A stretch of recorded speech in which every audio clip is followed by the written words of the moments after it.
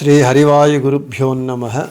ఓం వందే విష్ణుం నమామి శ్రియమథ చ భువం బ్రహ్మవాయూ చ వందే గాయత్రీం భారతీం తామపి గరుడమనంతం భజే రుద్రదేవం.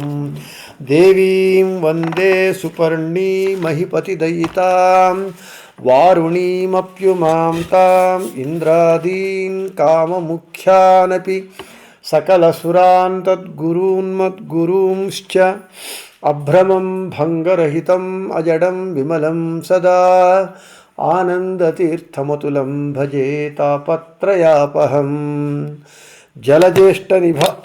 జలజ్యేష్ఠనిభాకారం జగదీశపదాశ్రయం జగతీతల విఖ్యాతం జగన్నాథగురుం భజే. పృథ్వీమండలమధ్యస్థాః పూర్ణబోధమతానుగాః వైష్ణవాః విష్ణుహృదయాః తాన్ నమస్యే గురూన్ మమ. ఆపాదమౌళిపర్యంతం గురూణామాకృతిం స్మరేత్ తేన విఘ్నాః ప్రణశ్యంతి సిద్ధ్యంతి చ మనోరథాః. శ్రీ విద్యాసాగరమాధవతీర్థగురుభ్యో నమః. హరి ఓం. ಹರಿಕಥಾಮೃತಸಾರ ಗುರುಗಳ ಕರುಣದಿಂದ ಆಪನಿತು ಪೇಳುವೆ ಪರಮ ಭಗವದ್ಭಕ್ತರಿದನಾದರದಿ ಕೇಳುವುದು. ಶ್ರೀರಮಣಿಕರ ಕಮಲ ಪೂಜಿತ ಚಾರು ಚರಣ ಸರೋಜ ಬ್ರಹ್ಮ ಸಮೀರವಾಣಿ ಫಣೀಂದ್ರವೀಂದ್ರ ಭವೇಂದ್ರ ಮುಖ ವಿನುತ ನೀರಜ ಭವಾಂಡೋದಯ ಸ್ಥಿತಿ ಕಾರಣನೆ ಕೈವಲ್ಯದಾಯಕ ನಾರಸಿಂಹನೆ ನಮಿಪೆ ಕರುಣಿಪುದಮಗೆ ಮಂಗಳವ. ವನಜ ಜಾಂಡದೊಳುಳ್ಳಖಿಲ ಚೇತನರು ಭುಂಜಿಪ ಚತುರವಿಧ ಭೋಜನ ಪದಾರ್ಥದಿ ಚತುರವಿಧ ರಸರೂಪ ತಾನಾಗಿ ಮನಕ್ಕೆ ಬಂದುದನುಂಡುಣಿಸಿ ಸಂಹನನ ಕುಪಚಯ ಕರಣಕಾನಂದ ನಿಮಿಷರಿಗಾತ್ಮ ಪ್ರದರ್ಶನ ಸುಖವ ನೀವ ಹರಿ. మన హరికథామృతసారం పాఠంలో భోజన రస విభాగ సంధి యందు 14, 15 పద్యముల గురించి చెప్పుకున్నాం. 12, 13, 14, 15 ఈ 4 పద్యములందు ఈ బ్రహ్మాండమునందు ఉండేటటువంటి అన్నమయ, ప్రాణమయ, మనోమయ, విజ్ఞానమయ అనే 4 కోశముల గురించి, ఆ 4 కోశముల నియామక భగవద్రూపములు, ఆయా కోశముల అభిమాని దేవతలు, ఆ కోశములు ఏ ఏ పనులను చేస్తాయి అనేటటువంటి విషయాన్ని చెప్పుకున్నాం. ఈరోజు 16వ పద్యము. ఈరోజు ఆనందమయ కోశం గురించి చెబుతున్నారు. 5125 నారాయణన రూపవతాధరిసికొండను దినది ఆనందమయ నెనిప 5,00,000 ಮೇಲೆ 85,004 ಶತಗಳ 5 ಕೋಶಾತ್ಮಕ ವಿರಿಂಚಾಂಡದೊಳು ತುಂಬಿಹನು. ಪದಚ್ಛೇದము. 5125 ನಾರಾಯಣನ ರೂಪವ ತಾ ಧರಿಸಿಕೊಂಡು ಅನುದಿನದಿ ಆನಂದಮಯನೆನಿಪ 5,00,000 ಮೇಲೆ 85,004 ಶತಗಳ 5 ಕೋಶಾತ್ಮಕ ವಿರಿಂಚಾಂಡದೊಳು ತುಂಬಿಹನು. ఇక ప్రతిపదార్థము. 5125 అంటే 5125 నారాయణుని రూపమును తా ధరిసికొండు తాను ధరించుకొని అనుదినది ప్రతిదినమును ఆనందమయననిప ఆనందమయుడు అనిపించుకుంటాడు. 5,00,000 ಮೇಲೆ 5,00,000 పైన 85,004 ಶತಗಳ 85,400 5 కోశాత్మక విరించాండదుడు పంచకోశాత్మకమైనటువంటి బ్రహ్మాండమునందు తుంబిహను నిండి ఉన్నాడు. తాత్పర్యం: నారాయణుడు 5125 రూపములతో ఆనందమయ కోశాధిపతి అయి ఆనందమయుడు అనిపించుకొని ప్రతిదినము విరాజమానం అవుతూ ఉన్నాడు, విరాజిల్లుతున్నాడు. మొత్తము ఈ 5 కోశముల మొత్తము 5,85,400 రూపములతో భగవంతుడు బ్రహ్మాండమని ప్రసిద్ధమైనటువంటి ఈ బ్రహ్మ దేహమునందు నిండి ఉన్నాడు అని తాత్పర్యం. ఇక విశేష వివరణ. ఈ పద్యంలో మొదటి 3 పాదాలలో ఆనందమయ కోశము గురించి చెబుతూ ఆనందమయ కోశాధిపతి నారాయణుడు అని వివరించి, తరువాత 3 పద్యాలలో అన్నమయ, ప్రాణమయ, మనోమయ, విజ్ఞానమయ, ఆనందమయ ఈ 5 కోశములకు నియామక భగవద్రూపములు అనిరుద్ధ, ప్రద్యుమ్న, సంకర్షణ, వాసుదేవ, నారాయణులు క్రమంగా అధిపతులై మొత్తము 5,85,400 రూపములతో నిండి ఉన్నారు అని వివరిస్తూ ఉన్నారు.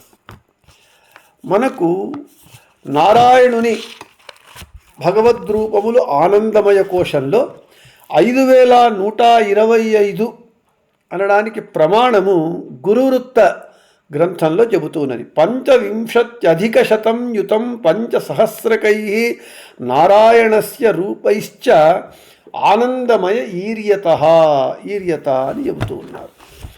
ఇక్కడ 5,125 ఎలా వచ్చింది అంటే, మనం మొదట చెప్పుకున్నట్లుగా నారాయణ శబ్దము, నారాయణ నామంలో శబ్దంలో నారాయణ ఈ 5 అక్షరాలు ఉన్నాయి కదా, ఈ అక్షర వర్ణమాలయందు ఆ అక్షర స్థానముల అంకెలను బట్టి మనం లెక్కించినప్పుడు 5,125 నారాయణ రూపములు అన్నమయ కోశంలో ఉంటూ ఉన్నవి అని చెబుతూ, ఈ అన్నమయ కోశమునకు అభిమాని దేవత ఎవరయ్యా అనంటే, పంచభూతములలో 5వది ఆకాశము. ఆకాశతత్వము ప్రాచుర్యము కలిగినటువంటిది ఆనందమయ కోశము. ఇందలి భగవద్రూపము నారాయణుడు, అభిమాని దేవత లక్ష్మీదేవి. ఈ ఆనందమయ కోశము చేత కలిగేటటువంటి ప్రయోజనం ఏమిటి అంటే, భోజనం చేయటం వలన జీవునికి ఆనందం కలుగుతుంది. మనం భోజనం ఎందుకు చేస్తున్నాము అని అంటే, ఆకలి దప్పికలు తీర్చుకోవటమే కాదు, ముఖ్యంగా మనకు ఆ భోజనము చేత ఆనందం కలగాలి, తృప్తి కలగాలి. ఒక్కొక్క మారు మనం భోజనం చేస్తాము, అయితే ఆనందం మాత్రం కలగదు. కడుపు నిండా భోజనం చేస్తాము, నీళ్లు తాగుతాము, అయితే ఆనందం మాత్రం కలగదు, తృప్తి కలగదు. ఏదో భోజనం చేశాను అని అంటామే కానీ తృప్తిగా బాగా భోజనం చేశాను, తృప్తి కలిగింది అనే మాట రాదు. ఆ ఆనందమయ కోశ నియామక అధిపతి అయినటువంటి నారాయణుడు ఆ తృప్తిని మనకు ఇస్తాడు అని చెబుతూ, ఈ 5 కోశముల యొక్క భగవద్రూపములు అనిరుద్ధ, ప్రద్యుమ్న, సంకర్షణ, వాసుదేవ, నారాయణ. అన్నమయ కోశము మనకు పృథ్వీ. ఒకసారి 5 కోశముల యొక్క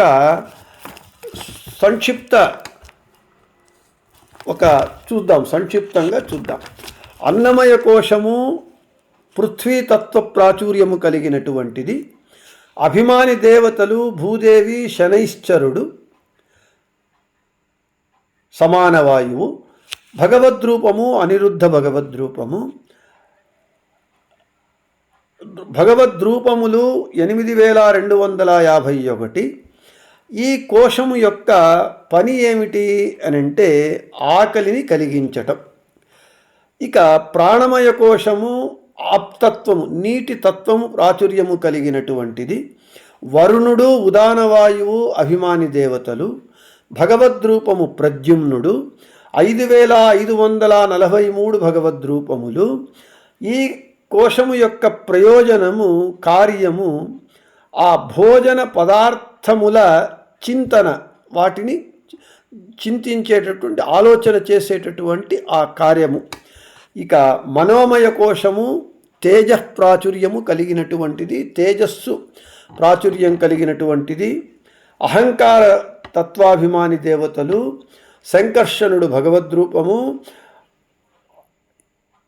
మనకు ఈ భగవద్రూపములు, ఈ సంకర్షణుని భగవద్రూపములు 55,62,107 భగవద్రూపములు. ఈ కోశము యొక్క వ్యాపారం ఏమిటి అంటే భోజన క్రియ. ఇక విజ్ఞానమయము కోశము, విజ్ఞానమయ కోశము వాయువు ప్రాచుర్యము కలిగినటువంటిది. బ్రహ్మ వాయువులు అభిమాని దేవతలు, భగవద్రూపము వాసుదేవుడు. 4,374 రూపములు భగవద్రూపములు. ఈ కోశము యొక్క కార్యము పచనక్రియ, జీర్ణక్రియ. ఇక ఆనందమయ కోశము ఆకాశతత్వం ప్రాచుర్యం కలిగినటువంటిది. లక్ష్మీదేవి అభిమాని దేవత, నారాయణుడు భగవద్రూపము. 5,125 భగవద్రూపములు. భోజన క్రియ ద్వారా ఆనందము కలిగించటం. మొత్తము అనిరుద్ధ ప్రద్యుమ్న సంకర్షణ వాసుదేవ నారాయణ భగవద్రూపముల 5 కోశముల భగవద్రూపముల సంఖ్య ఎంత అని అంటే అదే చెబుతూ ఉన్నారు. 5,85,4 శతಗಳ 5 కోశాత్మక విరించాండదొಳು తుందిహను. 5,85,400 భగవద్రూపములు అని చెబుతూ ఉన్నారు. ఇక్కడ మనము మంగళాచరణ సంధియందు పంచభేదాత్మక ప్రపంచకే పంచరూపాత్మకనే దైవక అని చెప్పారు. అంటే ఈ జగత్తునకు ప్రపంచము అని పేరు. పంచభేదములతో కూడుకొన్నటువంటిది ఈ జగత్తు.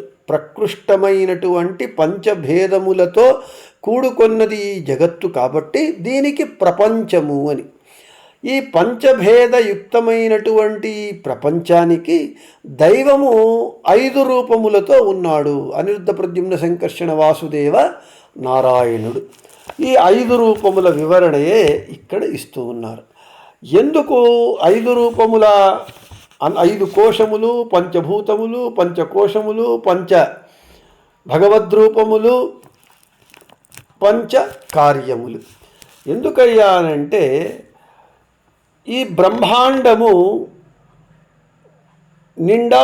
నిండి ఉన్నాడు భగవంతుడు. మన బ్రహ్మ యొక్క దేహమే ఈ బ్రహ్మాండము. కాబట్టి బ్రహ్మాండము నిండా 5 రూపములతో భగవంతుడు ఉండి ఇన్నిన్ని రూపములతో ఈ జగత్తు యొక్క కార్యాన్ని, వ్యాపారాన్ని చేస్తూ ఉన్నాడు. మనకొక అనుమానం రావచ్చు, ఈ జగద్వ్యాపారం చేయడానికి భగవంతునికి 5 రూపములు కావాలా? ఒక్క రూపముతో చెయ్యలేడా? ఒక్క రూపముతో చెయ్యలేడు అనంటే వాడు భగవంతుడు కాడు, భగవంతుడు అసమర్థుడు, వానిలో కూడా కొంతమేరకు చేతగానితనం ఉన్నది అని అవుతుంది.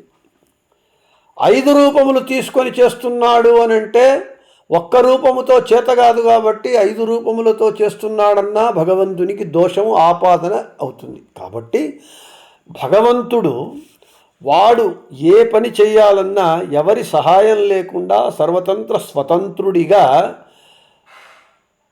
ఇచ్ఛామాత్ర ప్రభో సృష్టి. భగవంతుడు ఇచ్ఛామాత్రం చేత ఏదైనా సృష్టించగలడు, లయ చెయ్యగలడు. అటువంటి భగవంతునికి 5 రూపములతో ఈ జగద్వ్యాపారము ఎందుకు చేయాలి? ఒక్క రూపముతో చెయ్యలేడా అనంటే చెయ్యగలడు. భగవంతునికి, భగవంతుని అవయవములకు, భగవంతునికి, భగవంతుని రూపములకు, భగవంతునికి, భగవంతుని గుణములకు భేదము లేదు, అభేదమున్నది అని స్వగత భేద వివర్జితుడు అని వెనుక చెప్పుకున్నాం. భగవంతునికి ఎంత శక్తి ఉన్నదో భగవంతునిలోని అణువణువునకు, భగవంతుని దేహంలో ఉన్నటువంటి గోరుకు కానీ, కంటి రెప్పకు కానీ, భగవంతుని దేహంలో ఉన్నటువంటి ఒక్క రోమానికి కానీ అంత శక్తి ఉన్నది. భగవంతుడు, భగవంతుని అవతారములు, గుణములు, రూపములు భేదము కావు, అభేదము. అటువంటప్పుడు 5 రూపములతో ఎందుకు భగవంతుడు చేస్తున్నాడు వ్యాపారము అని అంటే, వానికి అదొక లీల, ఒక క్రీడ. ఈ కార్యాలను భగవంతుడు 5 రూపములను దాల్చి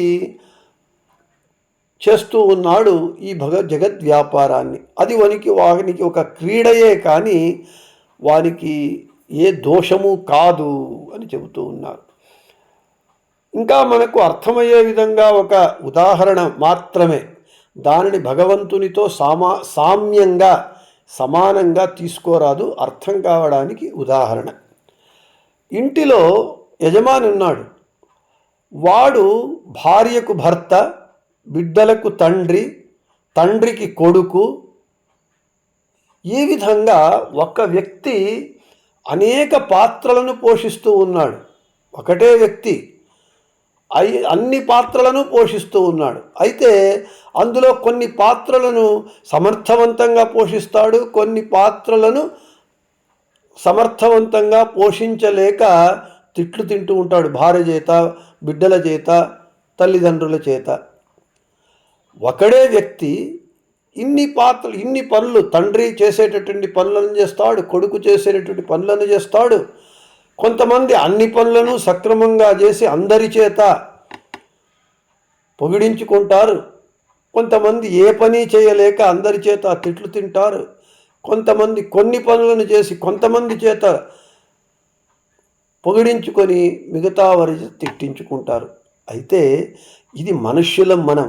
అయితే భగవంతుడు ఒక్క అవతారం, ఒక్క రూపముతో, ఒక్క రోమముతో, ఒక్క కంటి చూపుతో వాడు అన్ని పనులను ఏకకాలంలో చెయ్యగలిగినటువంటి శక్తి సామర్థ్యాలు ఉన్నా, వాడు అఘటనాఘటన సమర్థుడైన వాడు కేవలము ఒక లీలగా, ఆటగా, ఒక క్రీడగా అనిరుద్ధ ప్రద్యుమ్న సంకర్షణ వాసుదేవ నారాయణ రూపములను ధరించి, అనిరుద్ధ ప్రద్యుమ్న ఇది 5 అన్నమయ, ప్రాణమయ, మనోమయ, విజ్ఞానమయ, ఆనందమయ కోశములకు అధిపతుడై, ఆ కోశములకు అభిమాని దేవతలైనటువంటి ఆ దేవతల ద్వారా దేవతల యందు ఉండి ఆ పనులను వాడు చేయిస్తూ ఉన్నాడు.